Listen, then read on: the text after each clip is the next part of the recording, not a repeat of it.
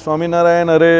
તારીખ આજે 4 ઓગસ્ટ 2026 રોજ સાંજે આપણે આજે રામપુરા સ્વામિનારાયણ મંદિરમાં શ્રી રામાનુજાચાર્ય કૃત વ્યાસસૂત્રનું શ્રી ભાષ્ય જે છે એની કથા કરીએ છીએ. કથામાં સર્વે હરિભક્તોનું સ્વાગત છે. પરબ્રહ્મ પરમાત્મા પુરુષોત્તમ નારાયણ આનંદ નામનો ગુણ એ ભગવાનની અંદર રહ્યો છે. એ આપણો મુદ્દો અત્યારે ચાલી રહ્યો છે. એટલે આપણું અત્યારે જે અધિકરણ જે ચાલે છે તે કયું અધિકરણ ચાલે છે? તો આનંદ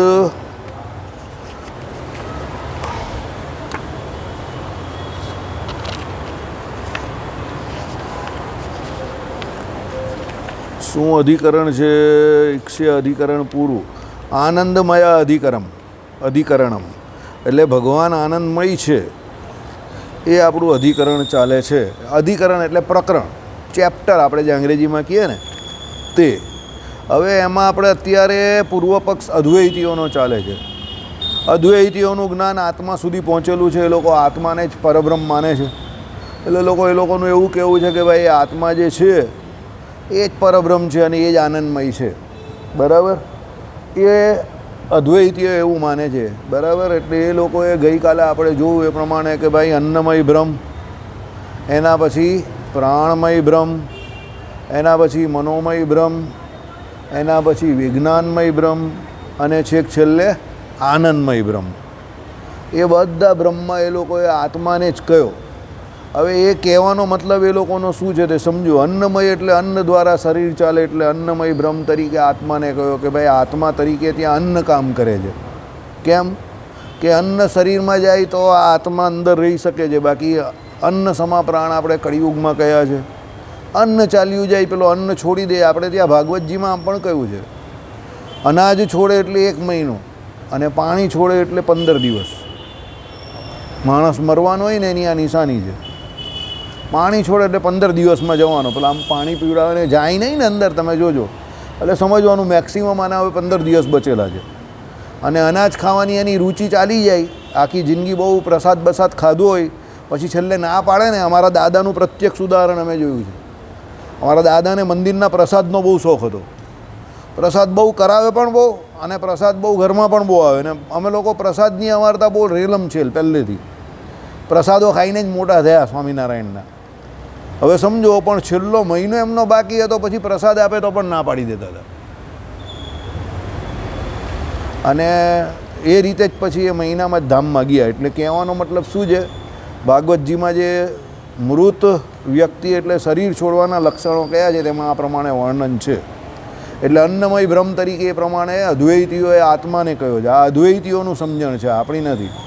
પછી એ લોકો કહે કે પ્રાણ, તો પ્રાણથી આખું શરીર ચાલે છે ને. આપણે ત્યાં પ્રાણવાયુ લઈએ તે પ્રાણની જગ્યા પર એ પ્રાણને આત્માને કહ્યો છે કે ભાઈ પ્રાણ જે છે તે આત્માનું કામ કરે છે. એના પછી તમે આગળ જાઓ તો મન. તો મન જે છે એના દ્વારા શું છે કે ભાઈ તમારી આખી દુનિયા ચાલે છે. જેનું મન મક્કમ એની આખી દુનિયા મક્કમ. જે મનથી ઢીલો, મન કે જીતે જીત, મન કે હારે હાર. એટલે એને મનોમય બ્રહ્મ કહ્યું. એટલે એ લોકો ત્યાં પણ આત્માને કહે છે. પછી વિજ્ઞાનમય બ્રહ્મ એ લોકો બુદ્ધિને કહે છે. હવે અહીંયા સુધી જે કંઈ એ લોકો વાત કરે છે તે કોની વાત કરે છે? બધા શરીરના અંગોની, એટલે માયિક અંગોની વાત છે. અને એમાં આત્માનું નિરૂપણ કરે છે. પણ છેલ્લે આનંદમય તરીકે એ લોકો શુદ્ધ આત્માને કલ્પે છે કે જે આત્મા કેવો છે? સત્યમ જ્ઞાનમ અનંતમ બ્રહ્મવાળો જે આત્મા જે છે તે જ આત્મા આનંદમય છે અને એ જ આનંદ આપનારો છે, એવું એ લોકો કહે છે. અતિશય શુદ્ધ આત્મા. બરાબર? પ્રત્યેક આત્મા, અતિશય શુદ્ધ આત્મા જેને કહ્યો તે શુદ્ધ જે આત્માનું સ્વરૂપ છે એને જે લોકો આનંદમય માને છે. એવું આપણે ગઈકાલે જોયું. આ પૂર્વ પક્ષ છે, આપણો પક્ષ નથી. પછી આપણે ગઈકાલે શું જોયું કે ભાઈ આ રીતે બ્રહ્મના જ્ઞાન અને અજ્ઞાનથી આત્માનો સદભાવ અને અસદભાવ થતો શ્રુતિ બતાવે છે. એટલે જેને બ્રહ્મનું જ્ઞાન છે તે શું છે? આત્માનો એની પાસે સદભાવ છે. અને જેને બ્રહ્મનું જ્ઞાન નથી, અજ્ઞાન છે, તે અસદભાવ છે. આનંદમયના જ્ઞાન અને અજ્ઞાનથી થતો બતાવતી નથી. એટલે આનંદમય આત્મા એટલે પ્રિય મોદ આદિ રૂપે સર્વે લોકોને લોકને જાણીતો છે. એટલે એને વિશે સદભાવ અસદભાવ જ્ઞાનની શંકા સંભવતી નથી. હવે અહીંયા શું કહેવા માંગે તે જરા ટેકનિકલ છે, તે સમજી લેવાનું છે. સમજો. આનંદના વિવિધ રૂપો કયા છે? તો આપણે શું છે કે ભાઈ પર્યાયવાચક શબ્દ તરીકે આનંદ તરીકે શું કહીએ તો સુખ કેવું, આનંદ કેવું, પ્રિય કેવું, આમોદ પ્રમોદ આપણે જે કહીએ તે પ્રમાણે આ બધા શબ્દો આનંદના પર્યાયવાચક શબ્દ છે. એટલે શું કહ્યું કે ભાઈ આનંદમય આત્મા જે છે એને આ બધા શબ્દો જે છે આદિ રૂપે સર્વે લોકમાં જાણીતા છે. આ બધા શબ્દો રૂપે એનું વર્ણન કરે છે કે ભાઈ કોઈ આનંદમય હોય તો નહીં કહેતા આનંદી વ્યક્તિ, આનંદ પ્રમોદ કરનારો વ્યક્તિ છે, પ્રિય એકદમ વ્યક્તિ છે, લોકોને બહુ ગમે, પ્લીઝિંગ પર્સનાલિટી આપણે કહીએ ને, લોકોને ખુશી આપી શકે એવો વ્યક્તિ છે, હોય એવા ઘણા લોકો હોય. ચલો, એટલે એને સદભાવ અસદભાવની જ્ઞાનની શંકા સંભવતી નથી. એટલે તમે એને સદભાવ કે અસદભાવ એટલે છે કે નથી એવી કોઈ જ્ઞાનની ત્યાં જરૂર નથી. કેવી રીતે? સાંભળો, છે એમ જાણવું અને નથી એમ જાણવું. એટલે સદભાવ એટલે શું છે એમ જાણવું, અને અસદભાવ એટલે શું? નથી એમ જાણવું. એવી કોઈ શંકાની ત્યાં જરૂર નથી. બરાબર? ચલો, તેથી આનંદમયને વિશે આ શ્લોક ટાંક્યો નથી એ એમ સિદ્ધ છે. એટલે એ લોકો શું કહે છે? આનંદમયને વિશે આ શ્લોક ટાંક્યો નથી, માટે આનંદમય આત્માથી બ્રહ્મ જુદું છે આ કહેવું ખોટું છે. એટલે એ લોકો શું કહે છે? જે આનંદમય તરીકે એ લોકો આત્માને કહે છે તે આનંદમય તરીકે તમે બ્રહ્મને કહો એ વાત ખોટી છે. આવી રીતે એ લોકો પોતાનો મત સિદ્ધ કરે છે. ઇદમ પૃચ્છમ પ્રતિષ્ઠા પૃથ્વી પૃચ્છમ પ્રતિષ્ઠા અર્થ વાંગી રસ પૃચ્છમ પ્રતિષ્ઠા મહ પૃચ્છમ પ્રતિષ્ઠા. તૈત્રીય બહુ મોટું છે, 1 3 2 3 3 3 4 2. આ પુચ્છ છે. પુચ્છ એટલે છેવટનો ભાગ. આપણે આંતરપુચ્છ કહીએ ને એ પ્રમાણે છેવટનો ભાગ, આધાર પણ કંઈ કોઈ જગ્યા પર. હવે એ પેલી વસ્તુ એનું ફિઝિક્સ જોઈને કહેવાય. ઘણી વખત પુચ્છ એટલે શું હોય? આધાર. એટલે નીચેનો ભાગ હોય તે આખો આધાર હોય, ઉપર જે હોય એનો આધાર સ્તંભ. અને ઘણી વખત એને પુચ્છ એટલે છેવટનો ભાગ કહીએ. બરાબર? એટલે એ વસ્તુ જોઈને એને એ પ્રમાણે તમારે, હા બરાબર. ચાલો સાંભળો, આ પુચ્છ છે, પ્રતિષ્ઠા છે. બરાબર? પછી શું કહ્યું? પૃથ્વી પૃચ્છ છે, પ્રતિષ્ઠા છે. અથર્વા ગીર્ષ પુચ્છ છે, પ્રતિષ્ઠા છે. મહપુચ્છ છે, પ્રતિષ્ઠા છે. એમ કહીને મહનીય એટલે પૂજ્ય, તેજ. આપણે કહીએ ને પૂજ્ય છે. હવે પૂજ્ય હોય તો તેજસ્વી વ્યક્તિ હોય ને તે પ્રમાણે મહનીય કહીએ એ લોકો. આપણે કહીએ ને આ વ્યક્તિ, આ પેલા વ્યાકરણની બહુ મોટા માણસોની ભાષા છે, મહનીય વ્યક્તિ છે. એટલે મહનીય એટલે શું? મહાન જે વ્યક્તિ કહે ને એ મહાનતા એનામાં ભરેલી છે, એટલે એ મહનીય. તેજસ્વી વ્યક્તિ છે એટલે આદરણીય, આપણે જે કહીએ તે પૂજ્ય વ્યક્તિ છે. બરાબર? તે પ્રમાણે. એટલે શું કહ્યું? એમ કહીને તે સ્તરે અન્નાદ્વય પ્રજાયંતે, અન્નમાંથી પ્રજા ઉત્પન્ન થાય છે. બરાબર છે? અન્નમાંથી પ્રજા ઉત્પન્ન થાય છે એમ કહ્યું. હવે અન્નમાંથી પ્રજા ઉત્પન્ન થાય એટલે એ કેવી રીતે સમજો?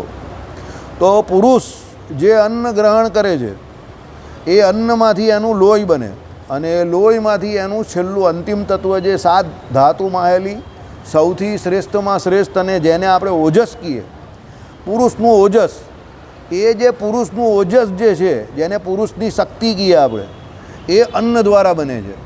સમજો? હવે એ ઓજસ જે છે પુરુષનું એ સ્ત્રીમાં જાય તો એના દ્વારા પ્રજા ઉત્પત્તિ થાય છે. એટલે અન્ન દ્વારા પ્રજા ઉત્પત્તિ થાય છે એવું કહ્યું છે. મોટા ભાઈ, ઓ મોટા ભાઈ, તમે જ ધમાલ કરવા માંડ્યા, અને સીધું રાખો, પેલા દાદાને હેરાન થાય, અને સીધું કરો. દાદા હેરાન થાય છે જો તમારે લીધે.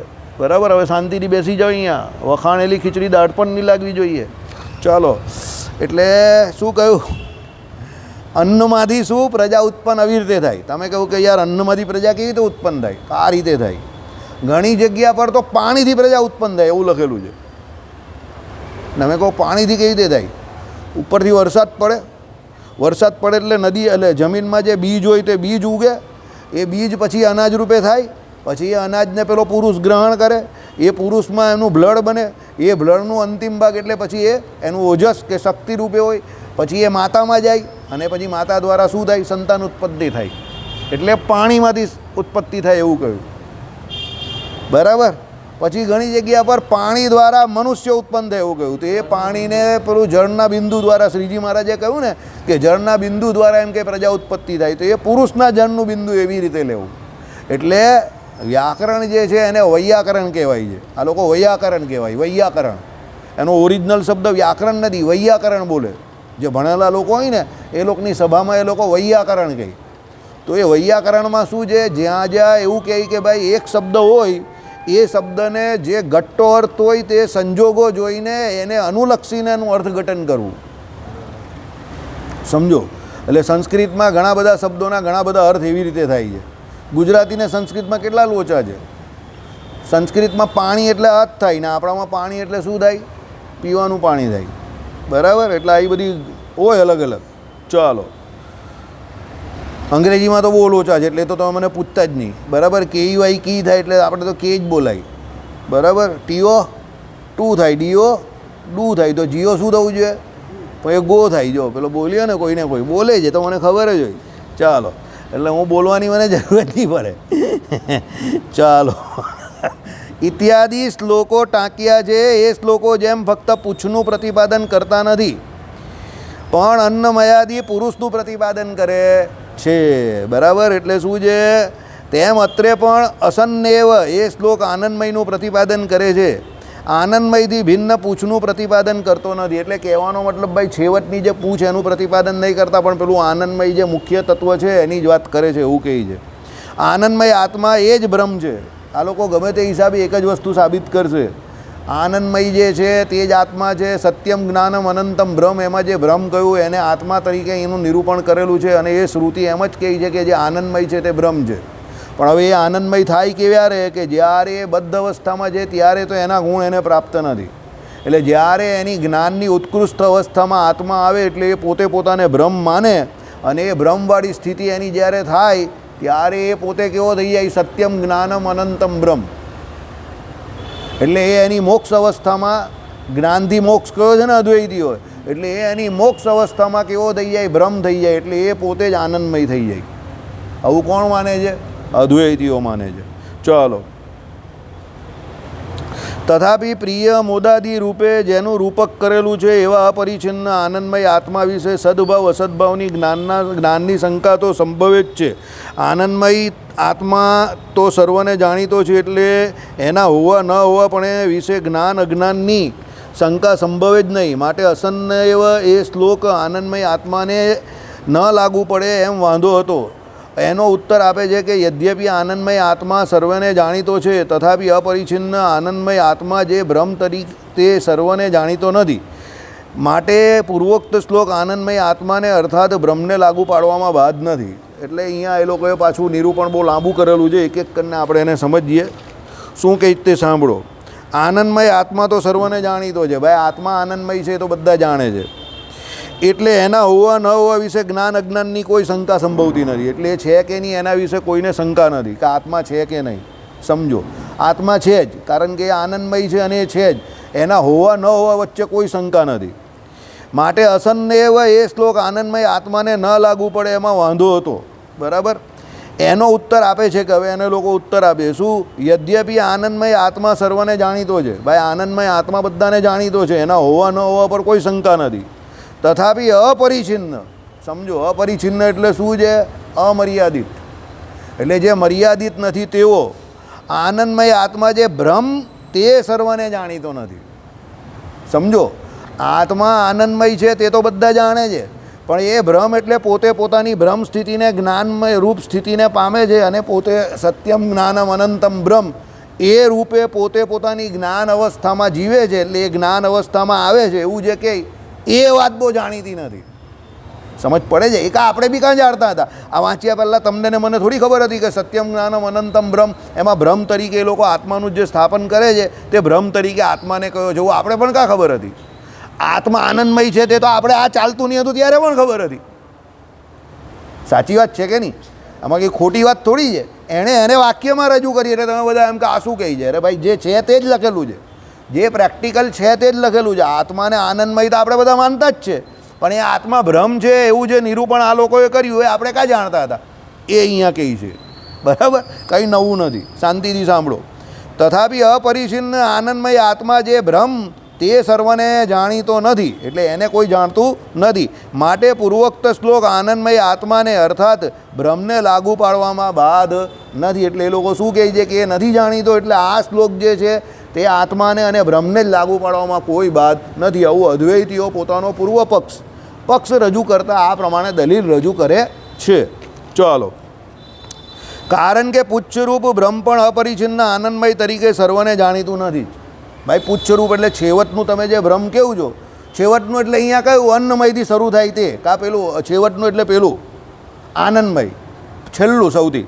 એટલે શું કહ્યું? પુચ્છરૂપ બ્રહ્મ પણ અપરિચ્છિન્ન આનંદમય તરીકે સર્વને જાણીતું નથી. એ નથી જાણીતું બધાને. કોણ જાણે છે? કોઈ નહીં જાણતું. ચાલો, તમે કહેશો કે બ્રહ્મને શિર વગેરે અવયવો નથી. હા, પાછા આપણે દલીલ તો કહીએ ને કે તમે પુચ્છ કેવું, તો પછી તમારા જ મત પ્રમાણે તમે કેવું છો કે બ્રહ્મ તમારું નિરવયવ છે, તો પછી એની પુચ્છ કેવી રીતે થાય? તો શિર વગેરે અવયવો નથી. સાંભળો, એટલે શું આવશે અહીંયા? અને આનંદમયને શ્રુતિએ એ અવયવો વર્ણવ્યા છે, બરાબર છે. અને આનંદમયને એ શ્રુતિએ અવયવો વર્ણવેલા છે, બરાબર છે. મેં તમને કહ્યું ને, માટે આનંદમય તે બ્રહ્મ નહીં, પણ એમ કહેતા હો તો બ્રહ્મને પુચ્છપણું એ નથી અને પ્રતિષ્ઠાપણું એ નથી, અને તેથી બ્રહ્મ પુચ્છ છે એમ પણ કહી શકાય નહીં. આના જવાબમાં તમે કહેશો કે બ્રહ્મ અવિદ્યાથી કલ્પેલી વસ્તુનો અને અવિદ્યાનો આશ્રય છે. હવે ચાલુ કર્યું બાજુ અદ્વૈત. ચાલો, કેવી રીતે? સાંભળો. પુચ્છ અને પ્રતિષ્ઠા શબ્દનો અર્થ. ઓકે, વચ્ચે 6 નંબર અહીંયા રહી ગયું છે. હા, એ તો આવી ગયું. શિર અવયવ નથી, માટે આનંદમય તે બ્રહ્મ નહીં, પણ એમ કહેતા હો તો બ્રહ્મને પુચ્છપણું એ નથી અને પ્રતિષ્ઠાપણું એ પણ નથી, અને તેથી બ્રહ્મ પુચ્છ છે એમ પણ કહી શકાય નહીં. આના જવાબમાં તમે કહેશો કે બ્રહ્મ અવિદ્યાથી કલ્પેલી વસ્તુનો અને અવિદ્યાનો આશ્રય છે. ઓકે, પુચ્છ અને પ્રતિષ્ઠા શબ્દોનો અર્થ, બરાબર. ચાલો, એ આપણે આગળ જ્યારે અથવા તો બ્રહ્મ જિજ્ઞાસા ચલવું ને ત્યારે કે ભાઈ પેલું બ્રહ્મ જે છે, હવે પેલી અવિદ્યા જે છે, ઓરિજિનલ બ્રહ્મ જે છે તે તો કેવું છે? લોકનું સ્વરૂપવાળું બ્રહ્મ નિર્ગુણ છે, નિરવયવ છે. તો અવિદ્યાએ પ્રવેશ ક્યાં કર્યો? કે જેને કરીને એ પોતે પોતાને આત્મા માને છે. તો અવિદ્યાએ પ્રવેશ ક્યાં કર્યો? તો બ્રહ્મને વિશે જ પ્રવેશ કર્યો. તો બ્રહ્મ જ એનો આશ્રય થયો. અદ્વૈત વેદાંત પ્રમાણે અવિદ્યા જે માયા જે છે એણે કોઈને કોઈ રીતે પેલા બ્રહ્મને વિશે પ્રવેશ કર્યો, તો જ એ બ્રહ્મ પોતાને આત્મા માને. સમજો, આપણામાં તો આખું ઉલટું છે. આપણામાં તો શું છે? આત્મા જુદો છે અને એ માયા જે છે એના 24 તત્વો અને માયાને વિશે આકર્ષિત થઈ જાય છે, અને એ પોતે પોતાના સ્વરૂપને ભૂલી જાય છે અને માયામાં ખોવાઈ જાય છે. એટલે આ શરીરને વિશે એ પોતે શું માની બેસે છે? હું પણ, ને શરીરના સંબંધીઓ એને વિશે મારા પણ માની બેસે છે. કારણ કે આપણામાં તો આત્મા જે કયો છે તે અલ્પજ્ઞ કયો છે. એટલે આત્મામાં શું છે કે ભગવાનના સામર્થ્ય શરણાગતિ વગર ભગવાનની એટલી કેપેસિટી જ નથી કે માયા જોડે બાદ ભીડી શકે, કારણ કે એ પોતે અલ્પજ્ઞ છે. પણ અદ્વૈતીઓમાં તો બ્રહ્મ પોતે જ આત્મા થઈ જાય છે અવિદ્યાએ કરીને. તો હવે એ અવિદ્યા પેસી ક્યાં? તો બ્રહ્મ જ પેસી. એટલે બ્રહ્મ જે છે તે જ અવિદ્યાનો આશ્રય થયો. એ અહીંયા કહી છે. આ તો તમને જૂનું યાદ નહીં હોય એટલે મારે યાદ કરાવવું પડે ને. સમજ પડી? કેમ? બ્રહ્મ તો સર્વશક્તિમાન છે. સમજો, બ્રહ્મ સ્વરૂપે કરીને કેવું છે? નિરવયવ છે, નિર્ગુણ છે, નિરાકાર છે. તો હવે એ બ્રહ્મને વિશે બ્રહ્મ પોતે પોતાને અજ્ઞાને કરીને આત્મા માને કેમ છે? અવિદ્યાએ કરીને અજ્ઞાન થયું એને, બરાબર છે. એને કરીને એને આ બધો સંસાર એટલે જગત થયો કયો? આ ભેદ બુદ્ધિવાળો. અને એને કરીને મિથ્યા એવું જગત એને દેખાય છે, બરાબર છે. તો એ અવિદ્યાને પણ એ લોકો મિથ્યા માને છે. તો એ અવિદ્યા મિથ્યા એવી અવિદ્યાનું સૌથી મોટું કારણ કે કઈ જગ્યા પર એ અવિદ્યાએ પ્રવેશ કર્યો? તો બ્રહ્મમાં જ પ્રવેશ કર્યો હોય ને, તો જ પોતે પોતાને આત્મા માને ને. સમજો, તમે કોઈની ઉપર જાદુ કરો, તમે કોઈ વ્યક્તિને હિપ્નોટાઇઝ કરો કે જાદુ કર્યું, ચાલો, તો જાદુ કરો તો જે વ્યક્તિ પર જાદુ કરો એ વ્યક્તિ પર જ એની અસર થાય ને. એટલે એ વ્યક્તિને તમે જાદુ કર્યું એટલે એ વ્યક્તિએ એ જાદુને ગ્રહણ કરી લીધું. હવે તમે જે કરો છો એ પ્રમાણે પેલો વ્યક્તિ વર્તશે. કેમ? તમારા જાદુથી એ પ્રભાવિત થઈ ગયો, અભિભૂત થઈ ગયો. કેલાલ કરતા હતા એ પ્રમાણે. ભાઈ એ લેટ આવે તો કહે કે હું કા લેટ છું. પેલા લોકો કહે કે ભાઈ તમે 1 કલાક મોડા છો. તે કહે કેટલા વાગ્યાનો સમય છે? કે 9 વાગ્યાનો. તે કહે અત્યારે કેટલા વાગ્યા? તે કહે 10 વાગ્યા. હોય એમ કે 9 જ વાગ્યા. જોઈ લો તમારી ઘડિયાળ. એટલે બધા એની ઘડિયાળ, કોઈ 9 જ વાગ્યા છે. તો બધા વિચારમાં, બરાબર. એક સાથે એણે બધાની ઘડિયાળ એટલે સમયને કંટ્રોલ કરી નાખ્યો. આ હકીકત છે. બધા જ તો 9 જ વાગ્યા છે એમ કે વિદ્યા હોય. હિપ્નોટિઝમ, બહુ જોરદાર હિપ્નોટિઝમ હોય. એના હાથની ટેકનિકથી કાંઈ કરે એ વાત અલગ છે, પણ આ તો બધાની ઘડિયાળને તમે કરેલું છે એણે, એ કરી શકતા હતા, એણે કર્યું છે ભાઈ એ માણસ. એટલે એની બાબતમાં તો એના કામમાં તો એ બ્રિલિયન્ટ, હા એના કામમાં તો એ વ્યક્તિ બ્રિલિયન્ટ હતા. જે ભલે આપણે વિષય નથી અને એ એક્સેપ્ટેડ પણ નથી, આપણે ત્યાં ના પાડે છે એવું કરવાની, પણ એના કામમાં તો એ ભાઈ નિષ્ણાત હતા જેમ, બ્રિલિયન્ટ હતા જેમ. અને આ એણે કરેલું છે બધાની ઘડિયાળમાં. જો એમ કહી ગયા પછી એણે કહ્યું જો હવે તમારા બધાની ઘડિયાળમાં 9 ને 10 થઈ હશે. એ ધીમે રહીને બધા જુઓ એમ કે 9 ને 10 થઈ એક સાથે બાજુ થાય, જેટલા બેઠેલા હોય બધાની ઘડિયાળમાં. હવે સમજો, હવે ત્યાં બેઠેલા બધા વ્યક્તિ એની માયાની એટલે એની વિદ્યાના પ્રભાવમાં આવી ગયા. આપણે અવિદ્યા કહીએ અત્યારે, તો જ એ શક્ય છે ને, બરાબર છે. એમ પેલું બ્રહ્મ જે છે અવિદ્યાથી પ્રભાવિત થયું, એટલે એ બ્રહ્મ જે છે એ અવિદ્યાનો આશ્રય થયું, અને એના દ્વારા જે બ્રહ્મ પોતે પોતાને આત્મા રૂપે માને છે, એટલે અવિદ્યાનો આશ્રય તો એ બ્રહ્મ જ થયું ને અદ્વૈત વેદાંત પ્રમાણે. તો બ્રહ્મ જે છે એ અવિદ્યાનો આશ્રય થઈ ગયું, તો પેલી અવિદ્યા છે તે બ્રહ્મને આશરે જ રહી ને, અને એ બ્રહ્મને આશરે રહી અને એ બ્રહ્મ પોતે જ પોતાને આત્મા માનવા બેઠું. તો એ બ્રહ્મ કરતાં શું પાવરફુલ થઈ ગયું? અવિદ્યા વધારે પાવરફુલ થઈ ગઈ. બરાબર, ચાલો. એટલે વસ્તુનો શું છે? એટલે અવિદ્યાથી કલ્પેલી વસ્તુનો અને અવિદ્યાનો આશ્રય છે, એટલે પુચ્છ અને પ્રતિષ્ઠા શબ્દનો અર્થ. તેથી બ્રહ્મને પુચ્છ અને પ્રતિષ્ઠા રૂપે રૂપકની ભાષામાં વર્ણવ્યું છે. પણ એમ કહેતા હો તો ઘણું સારું. એ જ રીતે અસુખથી વ્યાપૃત, એટલે એ રીતે જ અસુખથી વ્યાવૃત જે આનંદમય બ્રહ્મ. હવે આ કોની વ્યાખ્યા આવી? અદ્વૈતીઓની વ્યાખ્યા. એ લોકો ડાયરેક્ટ સુખ તરીકે ગુણ નહીં માને ને. સત્યમનો અર્થ એ લોકો કેવું કહે કે જે જળ નથી તેવું, સમજો. જ્ઞાનમનો અર્થ સત્યમ એટલે એ લોકો જે જૂઠું નથી તેવું, એટલે જે જૂઠું નથી તેવું એમ.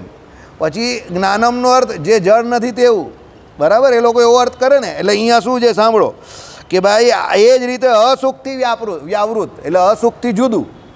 અસુખથી જુદું એટલે સુખવાળું એમ. હવે એ લોકો ડાયરેક્ટ તો સુખ માને નહીં ને, એટલે એ લોકો શું કહે? અસુખથી જુદું. આઈડિયા આવે છે? આપણે શું કહીએ? બા કહીએ તો એ લોકો શું કહે? બાપાની ઘરવાળી. સમજ પડે છે? આપણે શું કહીએ કે આ મારી બા છે, તો એ લોકો શું કહે? અદ્વૈતીઓ મારા બાપાની ઘરવાળી છે. એટલે અહીંયા શું કહે? અસુખથી વ્યાવૃત એટલે અસુખથી જુદું. તો અસુખથી જુદું એટલે કેવું? સુખવાળું. એટલે ઉલટા કાન પકડે આમ કરીને, આમ નહીં પકડે. મારે આ કાન પકડવો હોય તો મારે ટેકનિકલી આમ પકડવો જોઈએ ને, તો એ લોકો કેવી રીતે પકડે? અદ્વૈતીઓ આમ પકડે અને આ બાજુથી આમ પકડે. એટલે એ લોકો શું કહે? અસુખથી વ્યાવૃત્તિ એટલે સુખ એમ. બરાબર, ચાલો. એટલે એ જ રીતે અસુખથી વ્યાવૃત જે આનંદમય બ્રહ્મ, એટલે જેનામાં જે અસુખથી જુદું છે. અસુખ એટલે દુઃખ, એટલે દુઃખની વ્યાવૃત્તિ કરનારું એવું બ્રહ્મ એમ. સમજ પડી? એ લોકો એમ નહીં કહે કે એનામાં સુખ નામનો ગુણ રહ્યો છે, કે એમ ગુણ કહે તો પછી નિર્ગુણવાળો એ લોકોનો લોજિક શું થઈ જાય? ખોટો પડી જાય. આઈડિયા આવે છે? એટલે એ લોકો શું છે કે ભાઈ નિર્ગુણ માનતા હોય, નિરાકાર માનતા હોય, બરાબર, નિરવયવ માનતા હોય, બરાબર, અનિર્વચનીય કહેતા હોય, તો પછી એ લોકોએ શું કહેવું પડે? અસુખની વ્યાવૃત્તિવાળું. બહુ ખતરનાક છે અદ્વૈત વેદાંત. અસુખની વ્યાવૃત્તિવાળું એટલે કેવું? કે જેનામાં દુઃખ નહીં રહ્યું તેવું એમ. એ બ્રહ્મ એ લોકોનું એવું. આઈડિયા આવે છે? એટલે આપણે શું કહીએ? બ્રહ્મ એટલે કેવું? આનંદમય. આપણે શું કહીએ એને? સુખ આપનારું, આનંદ આપનારું એવું કહીએ ને. તો એ લોકો સુખ અને આનંદ આપનારું હોય તો ગુણ થઈ જાય ને. તો એટલે એ લોકો શું કહે? ભાઈ જેનામાં દુઃખ નથી રહ્યું તેવું. પણ સુખ આપનારું એવું ના કહે. આપણે કહીએ ને કે અમારી બા છે, તે લોકો શું કહે? મારા બાપાની ઘરવાળી છે. બરાબર, પણ અર્થ એક જ થાય. ચાલો. એટલે આનંદમય બ્રહ્મ તેનું પ્રિય એ એનું શિર છે. એટલે એનું પ્રિય જે એનું શું છે? આનંદમય બ્રહ્મ એનું શિર છે. ઇત્યાદિ રૂપકની ભાષામાં વર્ણન થઈ શકશે. આ રીતે સત્યમ જ્ઞાનમ અનંતમ બ્રહ્મ. ચાલો, હવે બધાના અર્થ કરે છે એ લોકો. સાંભળો. સત્યમ એટલે સત્યથી ઉલટા. જો આવી ગયું ને, મેં તમને કહું ને અદ્વૈતીઓ આવી રીતે જ અર્થ કરે. સત્યમ એટલે શું? સત્યથી ઉલટા. જ્ઞાન એટલે શું? જ્ઞાનથી ઉલટા. અનંત એટલે શું? અનંતથી ઉલટા. બરાબર, ચાલો. એટલે બ્રહ્મ એ શ્રુતિમાં વિકારવાળા જડ અને પરિચ્છિન્ન એવા બીજા પદાર્થોની જેની વ્યાવૃત્તિ થયેલી છે તે અસુક્તિ પણ વ્યાવૃત છે, ભિન્ન રૂપે પ્રતિપાદન કરવા રૂપે. એટલે કહેવાનો મતલબ એ લોકોનો શું છે સમજો, આ બધાથી બ્રહ્મ જુદું છે. કેવી રીતે? સત્યમ એટલે કેવું, જે સત્ય નથી તેનાથી જુદું બ્રહ્મ, એટલે અસત્યથી બ્રહ્મ કેવું જુદું. પછી એ લોકો જ્ઞાનમ એટલે જેનામાં જ્ઞાન નહીં રહ્યું તેનાથી, એટલે જે જડ છે એનાથી એ બ્રહ્મ કેવું છે જુદું છે. પછી એ લોકો બીજું શું કહે છે અનંતમ, તો જે એમ કહે કે સર્વવ્યાપકથી જે જુદું છે તેવું એમ. એટલે એ લોકો ટૂંકમાં કહેવાનો મતલબ છે અનંતથી ઉલટા, એટલે એ લોકો એ પ્રમાણે એનું વર્ણન કરે છે. એટલે શું કહેવા માંગે તે સાંભળો. સત્યમ જ્ઞાનમ અનંતમ બ્રહ્મ આ શ્રુતિમાં વિકારવાળા જળ અને પરિચ્છિન્ન એવા બીજા પદાર્થોની જેની વ્યાવૃત્તિ થયેલી છે તે અસુક્તિ પણ વ્યાવૃત છે. એટલે ટૂંકમાં કહેવાનો મતલબ એવો છે એ લોકોનો કે આ સત્યમ જ્ઞાનમ અને અનંતમ બ્રહ્મ જે છે એ બ્રહ્મનું લક્ષણ છે. પણ એ બ્રહ્મનું લક્ષણ કેવી રીતે છે કે જગતમાં બીજા પદાર્થો જે જળ અને વિકારવાળા છે એનાથી એ જુદું છે, એટલે એને સત્યમ જ્ઞાનમ અને અનંતમ બ્રહ્મ કહ્યું છે. એટલે પેલાથી ઉલટા જે છે તે એનામાં નથી એમ કહેવા માટે સમજો. સત્યમ એટલે શું કે જે સત્ય નથી એનાથી એવું એ નથી એમ. જ્ઞાનમ એટલે કેવું કે જે જળ નથી એના જેવું એ નથી એમ, એટલે જે જળ છે એના જેવું એ નથી એમ.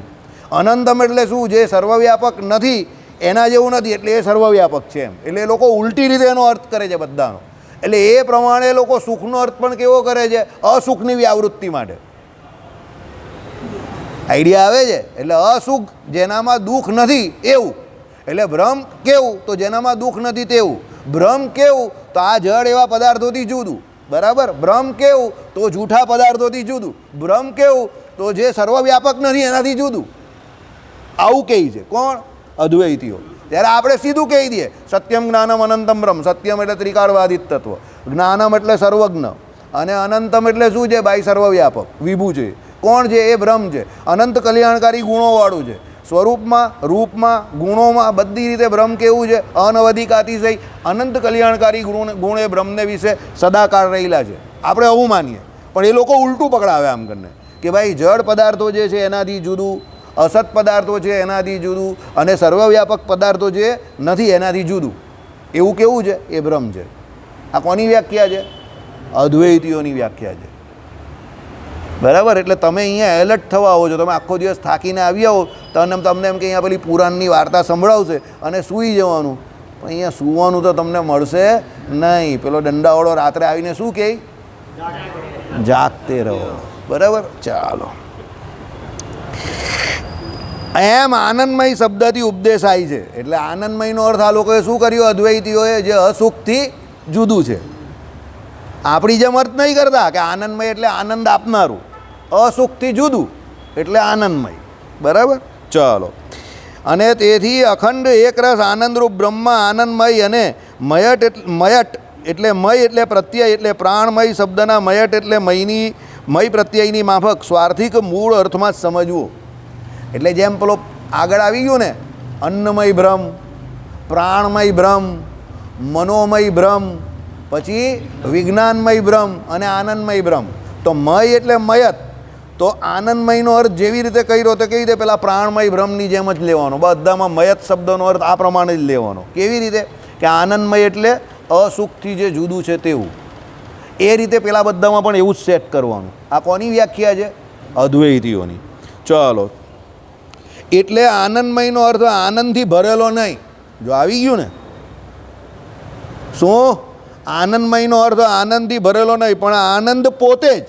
હવે એ લોકો બ્રહ્મને આનંદ સ્વરૂપ સમજે છે, આનંદ નામનો ગુણ નહીં સમજતા. એટલે એ લોકો બ્રહ્મને આનંદી ન કહે, પણ શું કહે?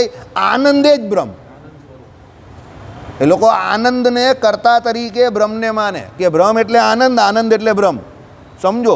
પણ આપણે શું કહીએ? બ્રહ્મમાં આનંદ નામનો ગુણ રહેલો છે, એટલે એ બ્રહ્મ આનંદી પણ છે. કેમ? જો એ બ્રહ્મમાં આનંદ નામનો ગુણ રહેલો હોય એને કારણે તમને બ્રહ્મ તરફ આકર્ષણ થાય અને તમે એને ભજો તો તમને પણ આનંદ થાય. તમે 11 કથા વાર્તા ભજન કીર્તન ભગવાનનું રાત્રે કરો છો અને હકીકતમાં એ પદ સારા ગવાતા હોય તો તમને આનંદ આવી જ ને. કલાક દોઢ કલાક ક્યાં નીકળી જાય ક્યાં ખબર પડે છે. અને એના પછી જે જ્યુસ આવે એમાં તો વધારે આનંદ આવે, બરાબર. કારણ કે એ પણ ભગવાનનું જ જ્યુસ છે ને, 11નું અન્નમય બ્રહ્મ છે, એટલે એમાં બહુ મજા આવે. અમુક તો રાહ જોઈને જ બેઠા હોય કે ભાઈ અહીંયા પ્રસાદ બહુ જોરદાર મળે. બરાબર, એટલે પ્રસાદ તો એ ગ્રેડ જ આપવાનો, કેમ અન્નમય બ્રહ્મ છે આપણે શું, રસમય બ્રહ્મ. હા રસમય બ્રહ્મ. ચાલો, એટલે 1 મિનિટ. જેમ પ્રાણમય કોષનો અર્થ પ્રાણવાળો કોષ નહીં પણ પ્રાણરૂપ કોષ, પ્રાણ પોતે જ થાય છે, તેમ એ લોકો શું કહે, પ્રાણમયનો પ્રાણ પોતે જ, તેમ આનંદ પોતે જ બ્રહ્મ એમ. એટલે આનંદમય બ્રહ્મનો અર્થ એ લોકો એમ નહીં કે આનંદવાળો બ્રહ્મ કે આનંદવાળું બ્રહ્મ, એવો નહીં, પણ આનંદ પોતે જ બ્રહ્મ, આવો અદ્વૈતીઓનો અર્થ છે. સમજ પડી ગઈ મનીષભાઈ? કાલે તમને જ પૂછીશ. શ્રીપતિમ શ્રીધરમ સર્વદેવેશ્વરમ ભક્તિધર્માત્મજમ વાસુદેવમ હરે માધવમ કેશવમ કામદમ કારણમ શ્રી સ્વામિનારાયણમ.